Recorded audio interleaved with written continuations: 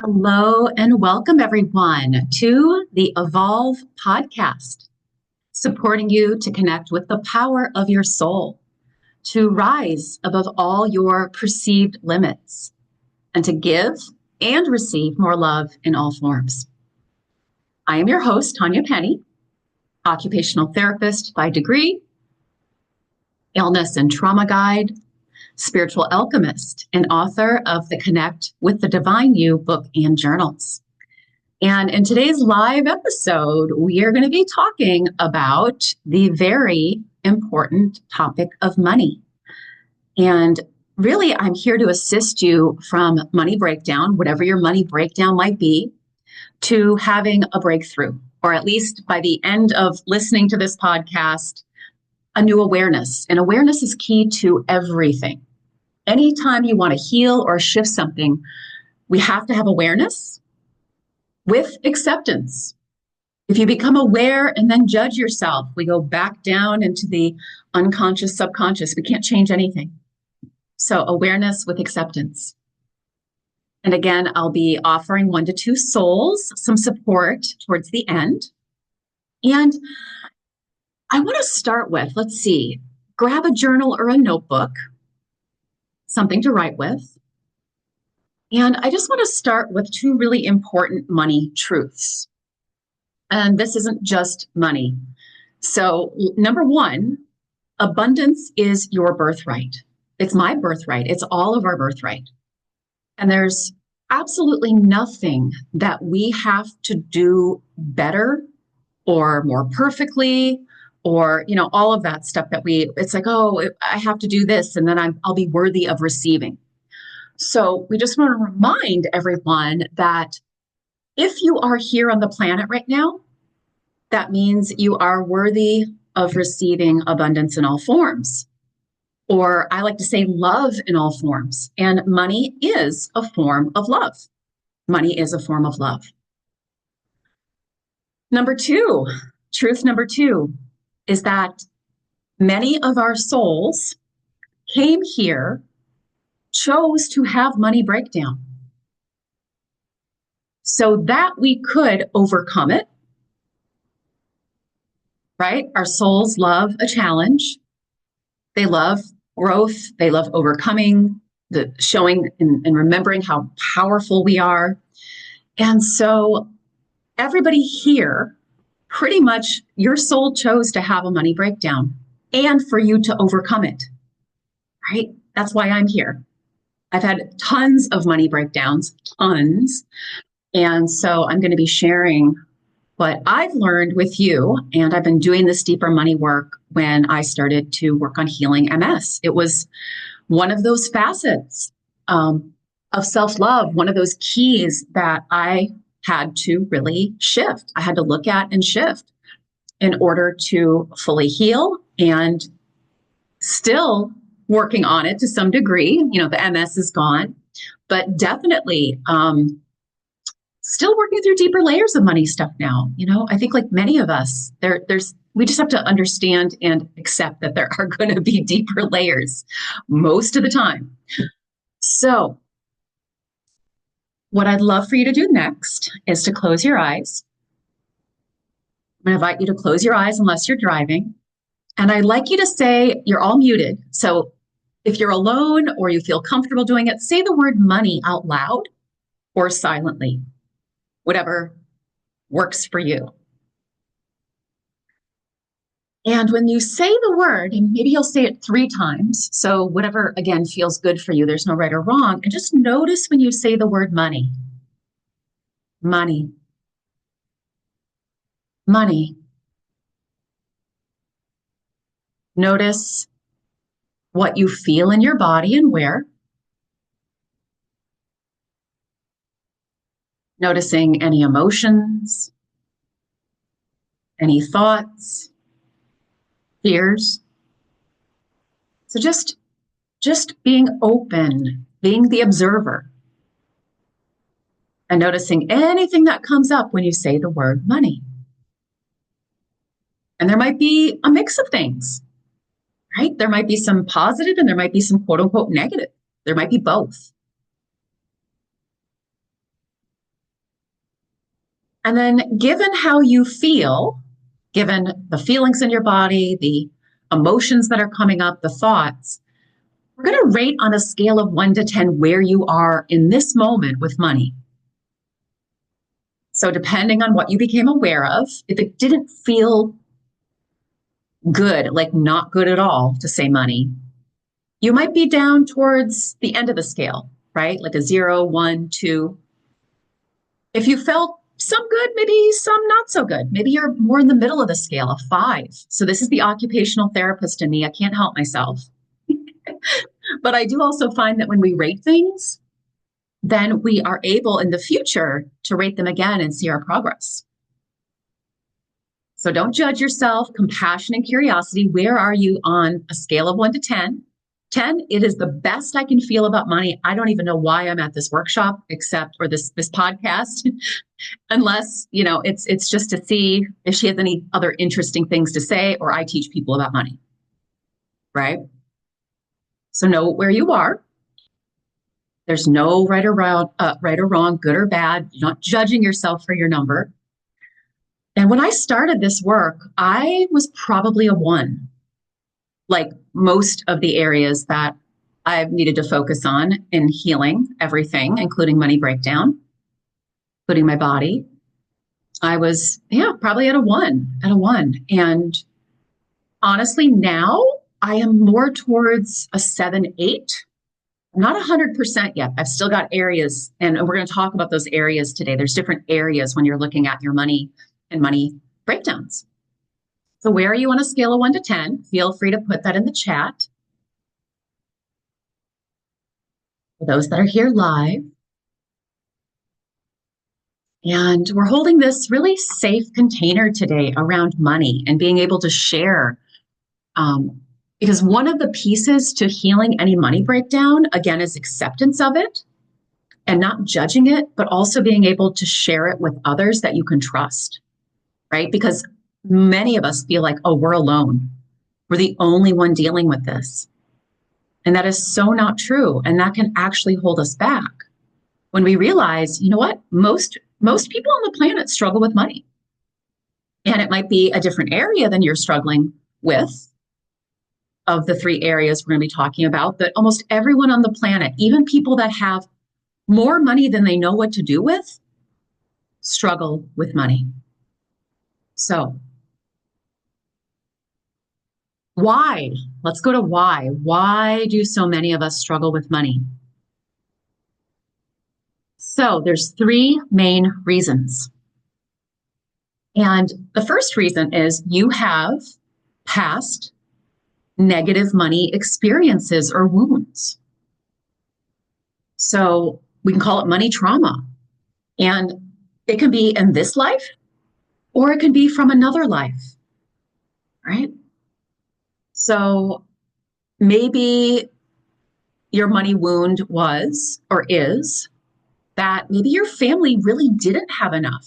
Like maybe you were starving, or maybe not starving, but it was close, right? So some lives you might have been starving, maybe this life, or maybe it was just enough for basics, but nothing extra, right?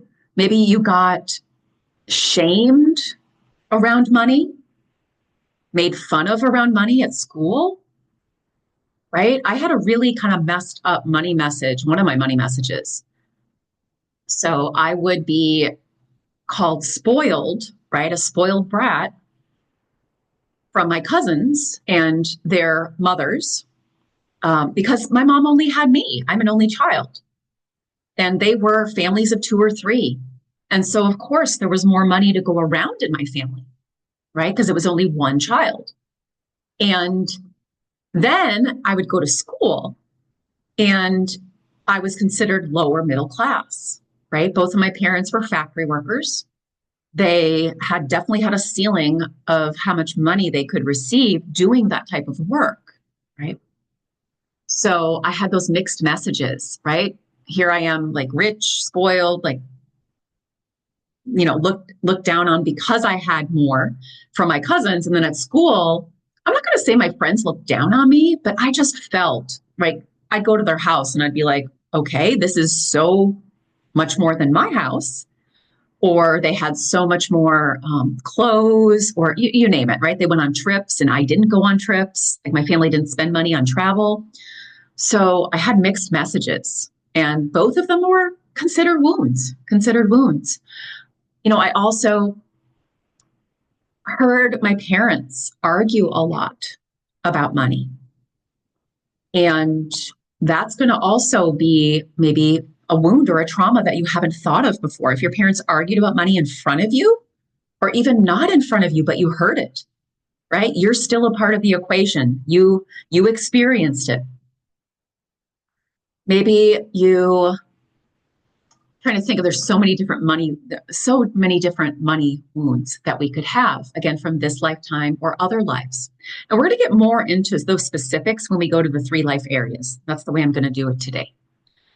But number 1, you had your own experience, your own negative money experiences, this life or other lives.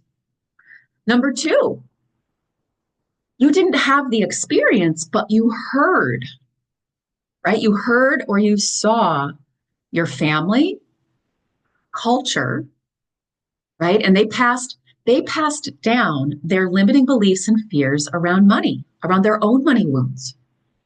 And you picked up on them, right? By either what you saw them do with money or what you heard them say about money. So perhaps your parents were in the Depression, and so they passed their money wound down to you, either by what they're currently saying or what they currently were doing or saying about their money, or just down in the DNA, even if they didn't. From a culture perspective, maybe you have the money limiting belief, and this is a common one. It's still out there, that women deserve to make less money than men, even if it's the same job. Right? Some of you are still experiencing that in the workplace. And even if you're not, again, that's a collective belief that's been passed down, that's still running in our DNA for many of us. Let's see what else. Other conditioned money beliefs. So this could be like a wound. I could consider this a wound, or it could be passed down also. Both, right?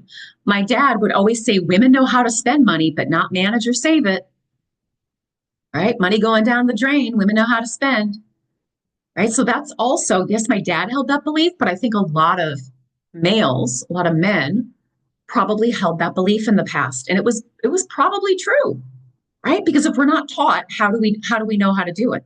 How do we know how to do it? And then the third reason why we struggle with money so much, and this goes back to any past wound or trauma, this life, other lives too, but this life, that caused you to take on the belief, subconsciously usually, that you're not good enough, you're not worthy, you're not deserving. And it doesn't have to be anything around money. It could be any kind of wound. So let's say, I'll just use some common ones for myself and people that I work with, right? If you were criticized all the time growing up, you're going to hold the belief that I'm not good enough. And it doesn't matter why you hold the belief I'm not good enough, it's going to impact your money. It will also impact other areas of your life as well, like receiving supportive partnerships or friendships, or fill in the blank, right? Job promotions, et cetera, et cetera. So many of us are still walking around, as much healing as we've done around our past wounds and traumas. Many of us are still holding the belief, even if it's 5 to 10%, it will still impact your money flow. So take a moment to just write down anything that came up while I was going through those three reasons why we struggle with money. And pretty much everyone listening to this is going to have something in all 3 areas, right? There was some kind of a wound from this life, trauma, that caused you to take on the belief, I'm not good enough, not worthy, not deserving, broken, bad, all that. It's all connected. It's in the same bucket. Holding that can keep you from receiving more money and the other money areas too, which I'll get into in a little bit. Then we have the conditioned beliefs that were passed down from family, culture, the collective. And then we have our specific experiences, negative experiences with money, this life and other lives. So before we move into the areas, I just want to again remind you that this is your money blueprint. So all the beliefs that you hold about money, about yourself, and about money, and from those three areas I just mentioned, that is what makes up your money blueprint. So the good news is, right, we want to discover what are those negative, limiting, or fear-based beliefs. It's nice to acknowledge the quote unquote positive ones as well, but we're really playing detective here. And we want to look at what are the ones that are limiting me, that are holding me back, right, from having 100% money satisfaction. So that is your money blueprint. And the good news is that we can shift our money blueprints. That is the good news, right? Once we discover what are those limiting beliefs and fears, and oftentimes they're subconscious, unconscious.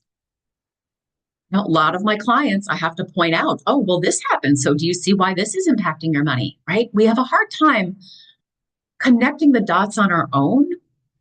That's why it's so helpful, whether it's healing money or another area of your life, right? Whether it's a relationship with a partner, a career, that we have blind spots. Me too, right? Even as a coach, healer, guide, that I know many of you listening are, we still struggle. We have blind spots. We need others to connect the dots, but also provide ongoing support. So again, awareness and acceptance is key as we go through these three money areas. And acceptance, awareness with acceptance, is the first step to your money breakthrough. Then it's using tools to shift, clear, whatever word you want to use, those money beliefs. And then, of course, ongoing support, right? And we're going to be talking more about that. We're going to be talking about internal and external inspired actions towards the end of the podcast. So, your relationship with money in three areas. So we picked a number at the beginning. And now we're going to give ourselves a separate number. We're going to rate 1 to 10 these three areas. It's going to give you even more guidance and insight. You may be fine in one area, no problem at all, no breakdown at all. And in the next area, it might be really, really in breakdown, right? And some of you will probably have all three like I did. So area number 1 is receiving. So money area number 1 is receiving. And I'm going to say that probably most people on the planet are limiting themselves in this area still. So on a scale of 1 to 10, 10, I'm completely satisfied with the amount I receive. 0, not satisfied at all. Where are you? Where are you? And again, feel free to put it in the chat. So let's talk a little bit about receiving. So receiving money, we forget we can receive in lots of ways, not just through working. But many of us equate receiving to the only way I can receive is working, maybe a birthday present, maybe a Christmas present, maybe an inheritance. But most of us attach working to money. That's the only way, or the primary way we can receive. There are many other ways as well. We don't want to do what I call controlled receiving. So lots of different things can hold us back from receiving the amount of money that feels good for us. And not just that feels good, but that is going to give us that lifestyle that our soul desires. So maybe your family has a money ceiling, right? So again, I said before, both of my parents were factory workers. And so there was a definite ceiling with that type of work, even though they could work overtime, right? But there was still a ceiling. There was like, this is how much they could receive max, unless they worked overtime, then maybe this was the max. And so, some of you might actually know the amount of money that your mom, dad, et cetera, receives, and some of you might not, but you can just get a feel for it. But many of you, I'm feeling it in the group here, have a money ceiling where it's greedy or selfish, right? If you have more, maybe there's the fear that they're going to ask you for money if you have more, or reject you, right? They could reject you. Like my cousins called me spoiled brat, right? They might reject you for receiving more. So those are some fears you might need to look at. Again, one of the biggest blocks to receiving more money is the not good enough, I don't deserve, I'm not worthy. There's also the I can't receive more unless I work more, right? That's a big one. It's not safe to have or receive money. So many of us in other lives were killed, tortured, right? Robbed, killed, tortured. And then we also have the fear of receiving. It's not safe to receive because many of us had strings attached with receiving. So I know my mother would take me shopping in order to make up for the abuse, like to make it okay. So anytime I knew we were going shopping, I had a feeling something bad was going to happen or something bad did happen and she was trying to make up for it. So I'd like you just to think about, reflect on, we look back, but we don't stare. What did you learn about receiving money when you were growing up? What did you learn about receiving? What did you see? How did you see your parents receive? Was there a ceiling? Did they have to work really hard to receive? Like my parents, yeah, we did have enough. We did have enough. And we even had some more than enough, but we did not have like tons more, right? We did not have tons more. So to a certain degree, I had the belief like, yeah, I can just receive enough, maybe a little bit more than enough. And definitely my parents worked really hard as factory workers, really hard to receive the amount of money they did receive. Right? So what did your parents do for receiving? I know a lot of people, moms weren't working. They were taking care of, staying home, taking care of the kids, and they didn't get paid for that, not directly. Right? So that might be something that you need to be aware of. There's also this fear that money causes conflict.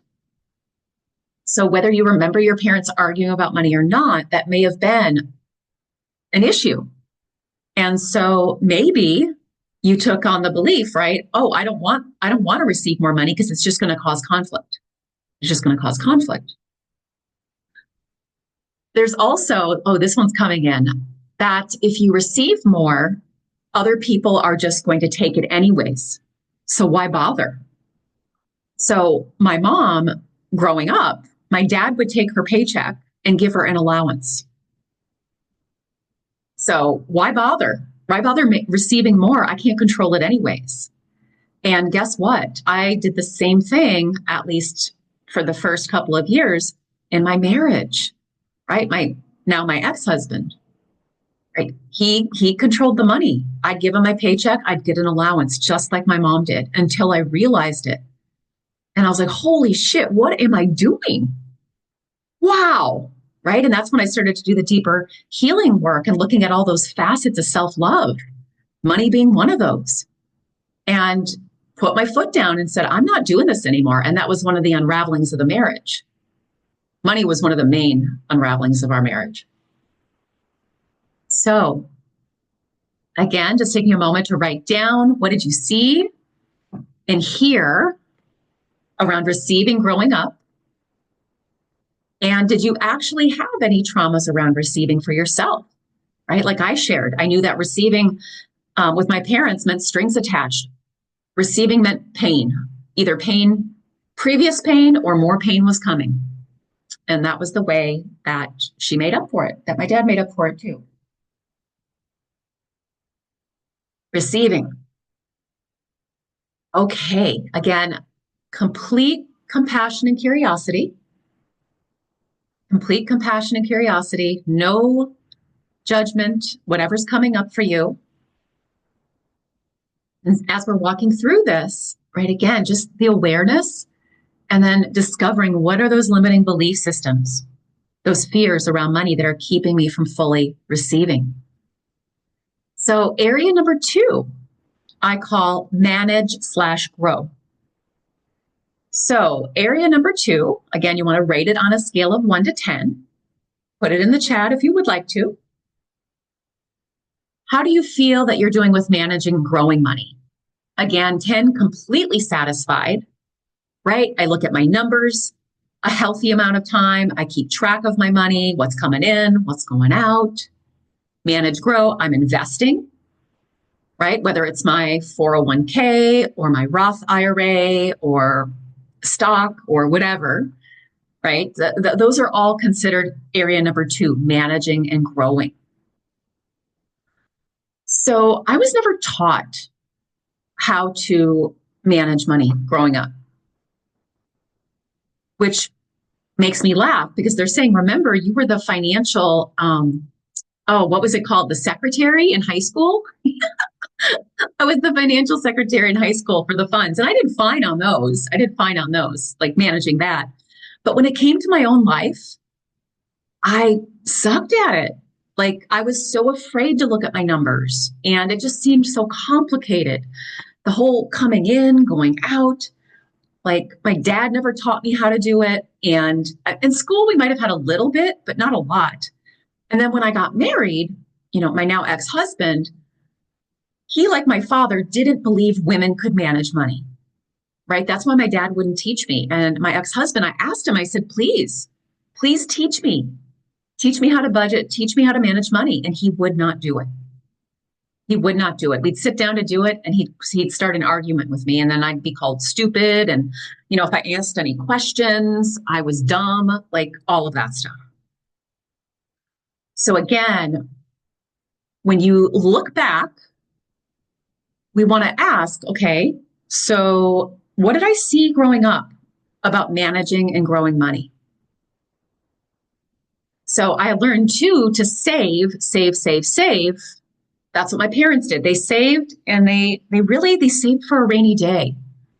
And they didn't spend a lot on play, right? They didn't spend a lot on play. They didn't spend a lot on, I guess my dad spent money on his passions, but not, my mom definitely not very much.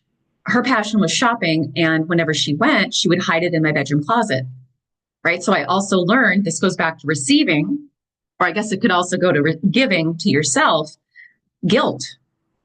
Right? Guilt. She was hiding it from my dad. So fearing money, fearing spending money. We're going to get into that one next. But managing growing, how do you feel like you're doing with that? Do you do it in a healthy way, or do you overdo it because you're afraid? Like you're looking at your money every day and you're doing it in fear? Or are you not doing it at all because you're afraid? So we can be, right? These fears can create different behaviors or patterns. And to be honest, investing is something that that's the part I'm working on this year, is investing. That's one of my big pieces this year. So managing, growing, what did you see your parents do regarding managing and growing? And then, I also say that we can look at our current reality to discover what we believe. Right? To discover what we believe, what our fears are, our limiting beliefs around money. So again, you may have this belief that I can't manage, or I'm not smart enough to grow, right? To invest, to grow. So just take a minute, again, to write down anything that's coming up for you around managing and growing. Is this one of those areas that's a struggle for you? It is for most of my clients when they come in. One of the things I do with them is I give them my spreadsheet, which is super simple, right? It's a Google spreadsheet. And then we create a budget for them together. Right? So a lot of people, just doing that part is so scary and so overwhelming. So yeah, this is a big deal. Money is a big deal for a lot of people. A lot of people struggle with this. So I just want you all to not feel alone. And again, to give yourself some compassion. right? We're seeing why we struggle with it. And we know that we can shift it. Area number 3, giving. Some of you might use the word spending. I prefer the word giving. And we want to look at 2 pieces of giving. So when you rate on a scale of 1 to 10 for giving, we want giving to yourself and we want giving to others. Giving to self, giving to others. So most of my clients struggle with giving to themselves and giving to others. So let's go into both of those. So if you struggle with giving to yourself, that can look, again, 2 different ways. It could look like you don't give it all to yourself. And usually that's because you feel not good enough. I don't deserve it. I'm not worthy of this, etc.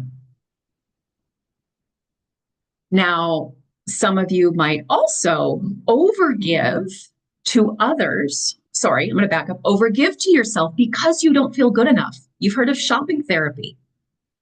So a lot of us go and spend money overspend money when it's at the expense of yourself, right? If it puts you into debt and you don't think or know there's more coming, right? So when we feel like we're not good enough, I used to do this. It was one of the reasons I went into bankruptcy, is that I would overgive to myself to make myself feel better, to make myself feel good enough and worthy. And then I would also overgive to others to prove, right? To prove that I had the money and that, to get love and to prove I was good enough. So not giving to self, let's rate that one first. 10, you're completely satisfied with how you give to yourself money-wise. You don't overgive to yourself. You don't undergive to yourself. And again, 0 is not satisfied at all. This area needs some TLC. And then anywhere in between. So again, not good enough causes us to maybe overgive to ourselves or not give enough to ourselves. So which of those are for you? Perhaps. Sometimes, especially I see this with parents, is that they will sacrifice giving to themselves and just completely give to their children or the rest of their family. Not that men don't do this, but moms are really good at doing this. And really good at it, not in a good way. Let's just put it that way. Right? So sacrificing, not giving to yourself, or you are over giving to others. That's also sacrificing yourself. Right? You're doing something at the expense of yourself, something to take you into debt. Or maybe you can't buy something because you overgave to somebody else. Some of us also have trouble spending money on certain things that we want because your parents didn't do that. So I realized a couple of years ago that anytime I went on vacation, so I really like to travel, and my parents didn't. My mom did more in retirement, I'm going to say, or later in adulthood. But yeah, they weren't big on vacations, right? We just took a vacation every year, once a year, and went up to my grandma's cabin 2 hours away. That was vacation. Maybe we'd go to, part of that vacation is we would go to Noah's Ark water park, right? But that every year, that's what we did. That's what we did. So as an adult, I had, even as a teenager, I had this strong desire to travel. And because I learned, right, they didn't say it. Well, they might have said it. Actually, my parents might have said it. They just didn't value spending their money on travel. And so I felt so guilty for doing that for so long. So again, you might also want to look at, what did you learn about giving growing up? How did dad give? How did mom give? What did you hear about giving, see about giving? Right? Did mom overgive to people please or to prove that she was worthy? Maybe dad did that. Maybe mom didn't really give to herself because she gave to dad and all the kids or other family members. So what did you learn about giving to yourself and to others? Definitely a lot of us here have this, I need to sacrifice, like I need to give to others. and not give to myself. There's also this belief that if we get more, how do I want to say this? If we give to ourselves, right, then it's taking away from somebody else. This also ties in with receiving, right? If I get more, then others are going to get less. So let's just call it a scarcity mindset. Scarcity mindset, right? There's not enough to go around. And if I get more, someone else is going to get less. And it doesn't have to be that way. We're just looking for those limiting beliefs and fears, because that's what's driving your behaviors, your money behaviors. And that's what is blocking your flow. So giving to yourself, giving to others. Let's see if there's anything else to add on that. Yeah, I'm being guided to share an example. So I did already share that I overgave to myself to feel good enough. And then I also, in my last partnership, not my current partnership, but my last partnership, I overgave. And what that looked like is he didn't hold a job very well. And he would always say, right, this isn't what I want to do anymore. I'm going to try something else. And I would pay for him to go get, a hiking guide certification, whatever he wanted to do. I would move if he wanted to move to make him happy. So I essentially, right, was giving money. I was supporting both of us financially for almost 7 years in order to not lose love, right? In order to keep love, not lose love, until I was pretty much forced to go into bankruptcy to stop that pattern. Right? I had to say, like, I'm going into bankruptcy now. I can't do it anymore. I cannot financially support you anymore. So if you can't pay your rent, you're going to need to move back in with your parents, because I can't continue to pay for your rent or groceries or any of it. I can't. And I didn't want to. Let's see, any other examples I'm getting guided to share?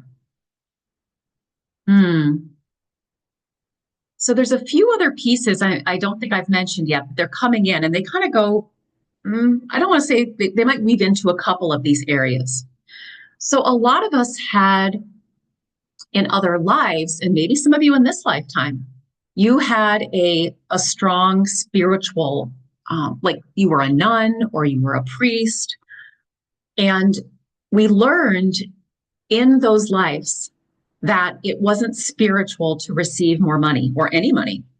You just had, you got the basics provided for you. So essentially it was a sin, right? It wasn't okay. It was bad. So some of us might have that. So a lot of healers, coaches, guides, spiritual leaders. So there's a lot of us that are here doing spiritual and or healing work. And because of these past lives, we learned that it's greedy, it's not okay, etc. Right? Whatever version of that is for you. But I'm feeling it. A lot of people here, right? It's not spiritual to ask for more money. It's greedy. It's bad, etc. That's one that a lot of you are going to need to work with, want to work with. We all have the choice, free will, right? We can choose, our soul chooses these challenges, in this case, money, and we can choose. We can choose whether to, how do I want to say this? Whether to work on shifting it or not. And I'm one of those people. I want to co-create my 100% heaven on earth here. Because here's another spiritual truth, right? As a soul, it's ridiculous to think that wanting more is greedy, that wanting more is bad or selfish. As a soul, we're here to co-create the most that we can, right? We're here to show ourselves how powerful we are.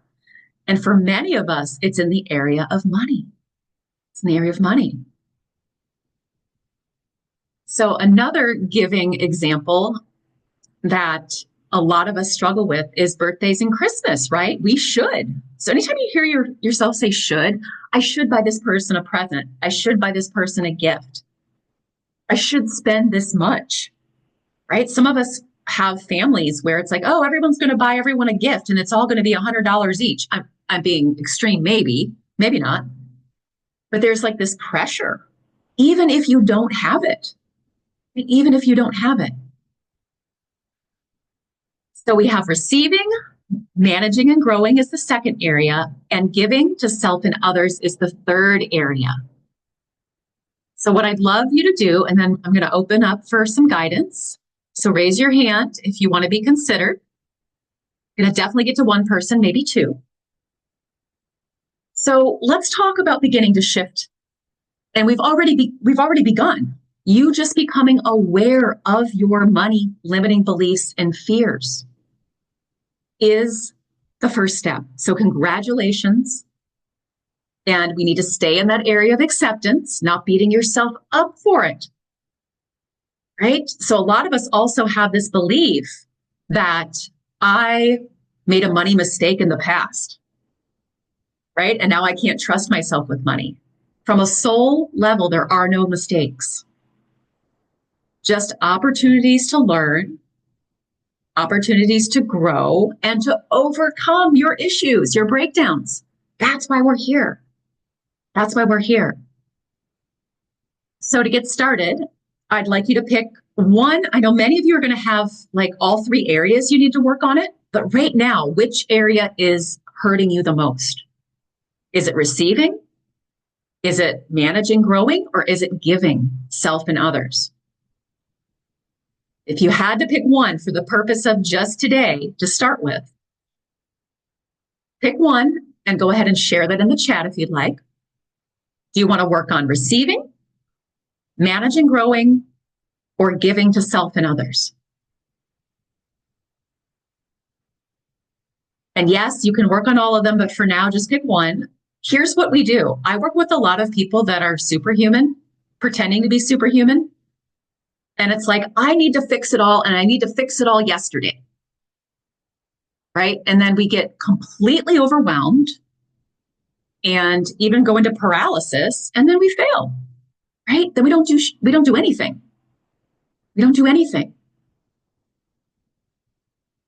So that's step inspired action one. Pick the area you want to work with. And then we're going to create internal and external inspired actions. I hate the word homework.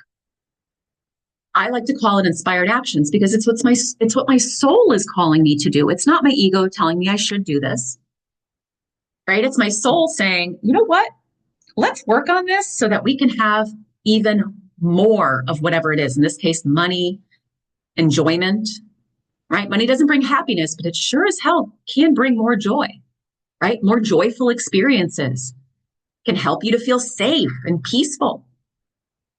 Right? So pick your area, and then internal actions. For those of you that are new, internal inspired actions in my world are anything that we do to shift, clear, again, whatever word you like to use, your money, negative money beliefs, limiting beliefs, and fears. Any tools any ways, tools, etc., modalities you use to shift or clear out the gunk that is in your mind and body around money, right? The negative. So for example, those of you that work with me, I've got three main tools besides write and reflect, which is what we're already doing, right? I have guided therapeutic meditation practices, and I have ones that are just for money, focused on those money beliefs. I have the self-healing money process, right? That helps you to more consciously go in and heal that money trauma, wound, limiting belief. And I've got what I call truth loops. So it's a 2 to 3 minute where I'm just talking all of the truths, in this case about money. So those are my three main tools. Some of you have other tools as well, right? You might do tapping, EFT, lots of different tools out there. So you want to set aside some time on a daily basis to use your money shifting tools. So whatever that limiting belief or fear is, what is the truth that you would like to activate? What is a truth? And of course, I get this all the time, but Tanya, I don't believe it. I know. That's why we're going to work on activating it on a daily basis. So I'll give you an example. I've really had to work hard on, or a lot with, the belief that I'm not good enough. I'm not worthy. I'm not deserving of more. And that goes back to my wound, several wounds, right? The being criticized all the time, being sexually abused, being physically abused. Of course, I would take on that belief that I'm not good enough, worthy, lovable, which equals I don't deserve more money because I was so abused, right? And then the truth that I have been activating for probably 20 years is, right, just because I was treated poorly by my family, that doesn't mean that I'm not worthy or lovable, deserving of love in all forms, including money, right? The truth is those people were sick. You know, from a human level, they were sick. From a spiritual level, I asked them to do it. Doesn't matter. But it's letting my little girl know, right? I'm coming in, I'm activating the truth. It doesn't matter how you were treated in the past. You deserve love now. Tons of love, including money. So that's an example. Let's give another example of what you might work on internally with the limiting belief, fear, and the truth. So many of us have the belief that it's greedy to ask for more. It's selfish, it's greedy. So that would be the limiting belief. The truth is, I'm here to want more, right? We're expansive souls that are here to co-create. It's normal and good to receive more. And guess what? I can do even more good the more I receive. So one of the things I heard growing up is that people with money are bad. If people have a lot of money, they must be doing something that's not legit, right? They must be doing something fraudulent, like they're evil, like those are all the things I heard. So of course, why would I want to receive more money if people that have a lot of money are bad? Right? So a lot of you might be having that one you need to work with as well, right? And again, the truth, money is good. I can choose to do good with money, regardless of what other people do. And the more money I have, the more good I can do. I can't wait to the day, you know, one of my soul's desires is to open a retreat center here on the Big Island. And people that can't pay for it, I have enough money that I'm able to just give it to them, gift it to them, right? So the more money I have, the more good I can do. I'm going to open a retreat center, right? I mean, how wonderful is that? So those are some possible limiting beliefs, fears, and truths. So go ahead and finish writing. And there might be more than one, but I'd like you to come up with at least one. And one of the things I love to do is if you have several and you're wondering, oh, which one is the most important for me to work with right now? Because the truth is we have lots of limiting money beliefs and fears. What you can do is you can say each one. So just take one right now, close your eyes and say the limiting belief, fear. Just notice when you say it, how it feels, the intensity, the emotions. And this time we're going to rate it from 1 to 100. So do you believe that 100%, 50%, 25%? How much do you believe that limiting belief or fear? So you want to go through the different ones and ask yourself which one is the most intense. And I would recommend starting with that one, because that one's going to need the most work, the most shift. So internal. Now, what are external inspired actions? So external are things we do out in the world. So here's the magic, right? We're talking about money magic today. So here's the magic. The more that we shift internal, right? The more that we shift internal, those money limiting beliefs and fears and activate the truths more and more, the more that we're going to be able to take those external actions. So, for example, the external action for some of you might be, I need to ask for a raise, or I need to give myself a raise. I guarantee that there's coaches, healers, teachers, whatever you call yourself, that are here, that you need to give yourself a raise, my friend. Last year, I had done a lot of business coaching when I started my business in 2010, and then I took a big break. And last year, I ended up working with somebody and working with someone still. And the first thing she said to me is, when is the last time you raised your prices? I was like, I don't know, 5 years ago? She's like, what? So she made me give myself a raise, right? Like, so many of you, you're going to be asking for a raise, looking for a job that pays you more, or giving yourself a raise. That's an external action. But again, you're going to have to work with, here we go back to the internal, the I'm good enough, I deserve it, or any of those other limiting beliefs to be able to do the external. Another external some of you might have is, I'm going to create a money spreadsheet, and I'm going to sit down and I'm going to fill it in, look at it every week, once a week. That might be an external action. And with neutrality or joy, not fear.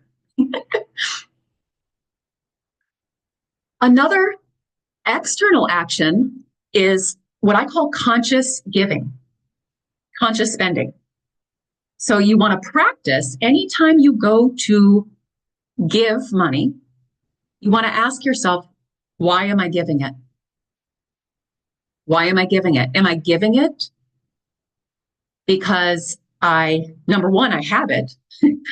I have it to give.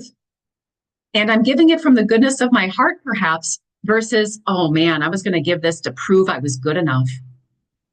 Or I was going to give this to get love. I don't really want to give this. It's actually, or maybe I want to give it, but it would hurt me right now. It would put me into debt. Or put me into not receiving something that's really important because I'm overgiving. So conscious giving, whether it's to someone else or to yourself. So one question I get asked a lot that I'm being guided to share about right now, and then I'm going to take a volunteer, is I get the question all the time because I have a lot of people that come to work with me that struggle with money. So they may say to me, I don't have a lot. So how do I know this is the right, quote unquote, right? I don't want to say right, but how do I know my soul is guiding me to do this?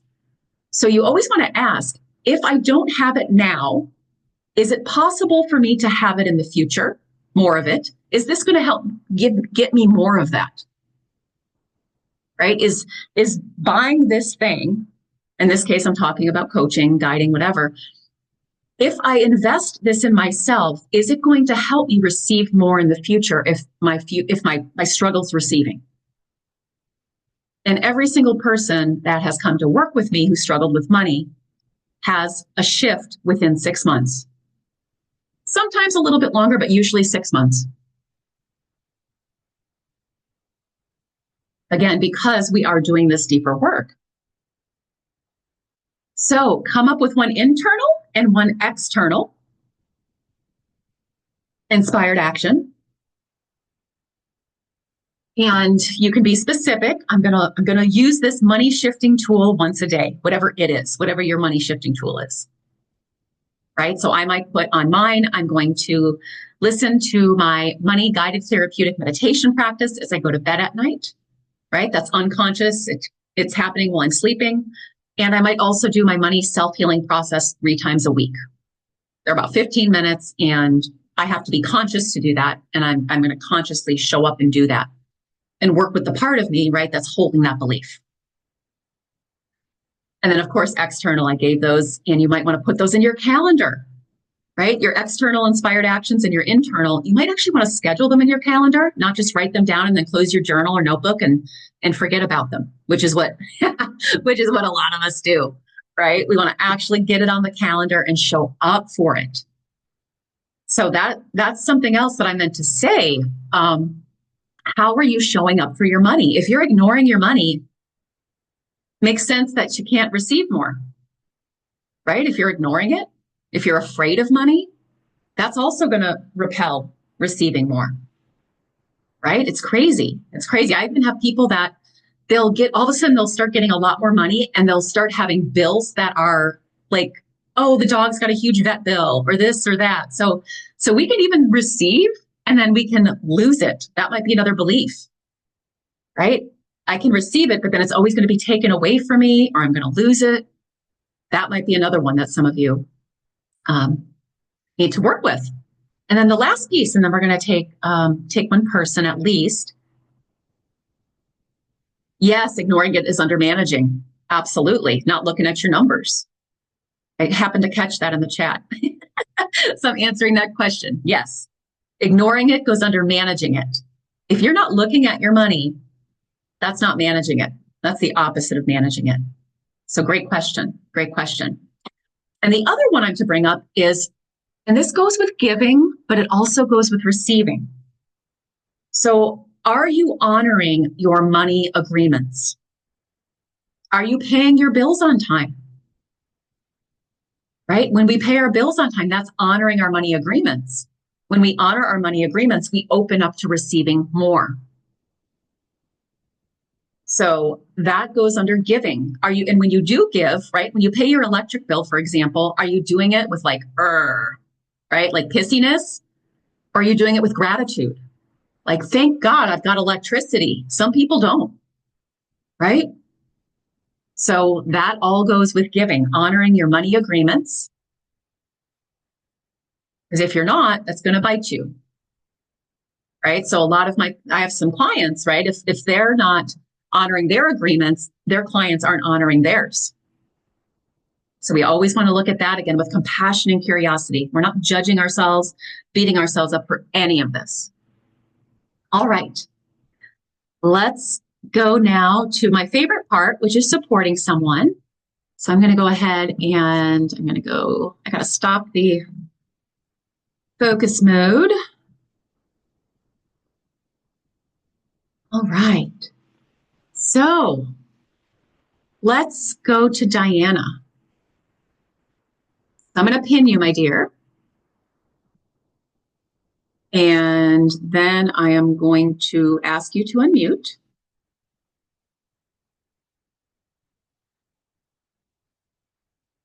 So there should have been a little button that popped up. Yes, there we go. Thank you so much. You are so welcome. Nice to virtually meet you, Diana. This is a wonderful topic, and your talk is great. I'm so glad that you're enjoying it. What's come up for you? What area? What area is your hot one right now? Okay. Well, so I'll just first read what I wrote in the chat. I got a lot of financial abuse and abandonment from my parents, who were also each physically and sexually abusive to me all the years till I was 22. So receiving is the biggest one for me, and thinking that I'm just not good enough. My father left when I was 11, and I was the oldest of four kids. He insisted on having four kids, and he really wanted 8 kids, but he wanted us all to be boys, and I was the oldest, and I was a girl. And so I was not good enough right away in that way. But and then he refused to send his child to support too. And we lived 3 houses away from him a lot of that time, even though at first he had moved us 3 states away and then left us and then went back to our hometown to be with this girlfriend. So, and then my mother kept on physically and sexually abusing me and telling me that it was good for me to suffer, that it made me a better person. So I've worked a whole lot on this stuff already, but there's just feels like there's still so much. Yeah. Well, and my gosh, given and I just want you to say, I want to say to all of your younger parts, I'm so sorry that you experienced all of that abuse. Thank you. Yeah. That's That's a very large amount of abuse, and I understand it. I had, as I don't know how much you know about me, but yes, I've had all of that. A little bit different situation, but yeah, the physical, sexual, verbal abuse. And I knew your mother was the main perpetrator, which is unusual because it's usually the father. Well, yeah, and you know, she was the physically abusive one. He was the Yeah, sexual. I mean, Yeah, even physically, it's yeah, usually the man. yeah. I know. Isn't that interesting? So given that, and our acknowledgement of, and then we've got other lives that we haven't even. Right, Right, we've got other lives too. right. I Yeah, know yeah, about 6 of them, and there was a lot of, abuse, and then I was murdered yeah. For by money. the well, by the abuser. Yeah, It's yeah. often usually my mother. Yeah, so this is a big one you're here to overcome in this lifetime. Yeah, And essentially it's, the belief is if people abused me, it must be because I deserved it. right, it's my fault. Right? It's my fault. And you were actually, I mean, to some degree you were kind of told that as well. Right, I was. Yeah. So what kind of work, this will be helpful for me to know. What kind of work have you done so far with I've worked this? on it for 40 years, and then one time I even heard you talking about ketamine, and I've called and made inquiries about that, but, I'm not ready to do that yet. Yeah. Yeah, it's a big commitment. It's a big Yeah, commitment to do that.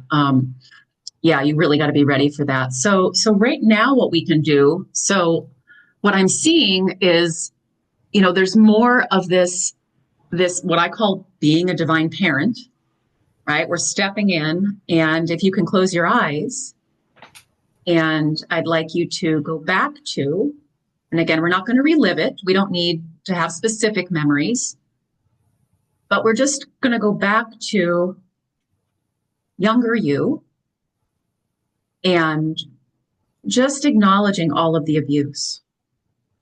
We're just acknowledging it. And that little girl, right? How old is the little girl that we want to work with today that feels like she's not good enough and she doesn't deserve more? well, it's all the years, it's all ages, Yeah, yeah. but, I mean, I can pick one if you want me to. I was wondering if one popped in for you. Sometimes it does and sometimes it doesn't. Okay, I'll take one when I'm 3.5. Yeah, so we're gonna go invite in and be with your 3.5 year old. And what was happening to her at that time? A lot of things happened within a couple of weeks. Right before the second child was born, my father put a this is hard.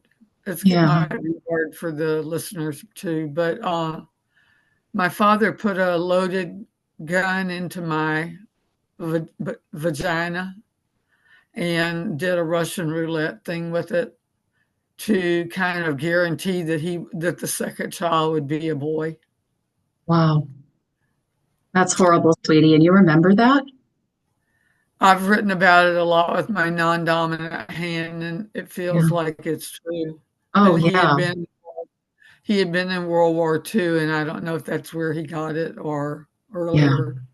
Well, yeah. And your dad was a very sick man. Yeah. Yeah, and so then um, I didn't get shot by the gun. A day or two later, or a few days later, I don't know how much later, the boy had been born, my little brother. They were really happy about that. And I'm in the back seat of the car, and I open the car door and I jump out. I feel like now I was trying to commit suicide, Yeah. and I got a concussion and stuff. And my mother didn't tell me for 40 years that I had jumped out on my own. She told me that I had fallen out of the car, and then from out of the blue, she told me I had jumped out. Wow. And then about 2 or 3 weeks later, we went to visit my aunt and grandmother who lives 6 hours away. And my aunt, who idolized my mother and always and who molested me with my mother sometimes. But she ended up revealing to me a few years before she died that when we went to visit them, as soon as to show off the new baby boy, as soon as I got out of the car, I went to the back where the trunk was, and I said, "Where's my dolly?" I packed her with my own little hands. Where is? And I can't find her. And my mother had thrown her away, and I never had any dolls after that. Oh my gosh. So Someone all of else that had, happened. All of that happened within a few weeks. yeah, within 3 or 4 weeks. Oh, sweetie. Yeah. So let's go ahead. Let's close your eyes and let's call in your little three-year-old, 3.5-year-old. Just ask her to come sit in your lap or sit next to you and hold her. And just breathe. And you're just going to let her know, Diana, you did not deserve that abuse. You did not deserve that abuse, sweetie. Right? I'm so sorry. I'm so sorry. I'm so sorry that your mom was sick, your dad was sick, your relatives were sick. These people were not capable of showing you love. They were not capable. But I'm here to tell you that you deserve 150%. You deserve love now. You deserve love now, and you deserve, whether that's in the form of money, whether that's in the form of love and affection and kind words from other people. You deserve love in all forms, including money. You deserve it. You're worthy of it. You're lovable. And what those people did to you had nothing to do with your deserving, your worthiness. Those people were sick. They were not capable of love, not real love. So just take a few breaths. And what does your little girl feel now that we're sharing this with her? How is she responding? I'm glad you told Tanya and those other people that are listening. Mm, I had to hold it in all that time. yeah. Doesn't that feel good to be able to talk about what happened in a safe place? And you're not telling me I deserved it all. No, sweetie, you did not deserve it. You didn't deserve any of that. Yeah. Yeah, it's okay. Yeah. I Yeah. never cry in front of anyone, but I Yeah. feel like it's safe to now. Absolutely. It's safe here. It's safe here to talk. It's safe to cry. This is a safe zone. Thank you. There's nothing here that you're not going to get in trouble. You're not going to get punished. You're not going to get told to be quiet. All those things that we were told when we tried to tell the truth. Right. Yeah, we're all true. Most of you here are truth tellers. You're here to tell the truth, and we weren't allowed to. Letting your Thank little you for listening. yeah, of course, sweetie. Absolutely. That's what I'm here for. That's what I'm here for. So give your little girl a big hug. Love you. Yeah, and letting her know as her divine parent that she's going to come to you now and you're going to help her get that love, whether it's money or relationships or healing or whatever it is. You're going to help her. And one of the other things that she needs to hear, because she's been feeling like she needs to do everything alone because she didn't get any support. Is that right? Yeah. Yeah. So we And, want to let her know. and we Yeah, kept being attracted to people that were like them. So, absolutely. That's what we do. It's like we're magnets. We keep attracting people that treat us like shit until we heal the wound. Right? So we're letting her know now she doesn't have to do it alone. And she can't do it alone. I think that's the most important thing. And I've been talking a lot about this. I'm going to do another podcast on self-empowerment. Self-empowerment doesn't mean that we do everything alone. Self-empowerment means we do what we can, right? We take our actions, internal, external, but we also need other people's love and support and encouragement and guidance. And it's our job as a divine parent to determine who those people are, right? That we need to support us, including not letting in anybody who's abusive in any way anymore. Right? So not only do you receive material, money, but you deserve love in all the other ways that are supportive, emotionally, physically, all those ways that you did not get, Diana. You deserve that. You deserve that. About a month ago, I invented a new affirmation. I deserve to be treated kindly all the time. Yes. I would even go a step further. I deserve to be treated with love. So even more than kindness, right? I deserve to be treated with love. And then, this is one of your internal inspired actions, is showing up every day and soothing your little girl with that, right? With the truths that we just started to activate, or are continuing to activate on a deeper level. So on a scale of 1 to 10, how worthy and deserving do you feel now versus before? 10. What were you when we began today? Probably a 1. Yeah. Well, that's a big jump, sister. Good for you. Good for you. You were ready for it. You are so welcome. And thank you to everyone that listened.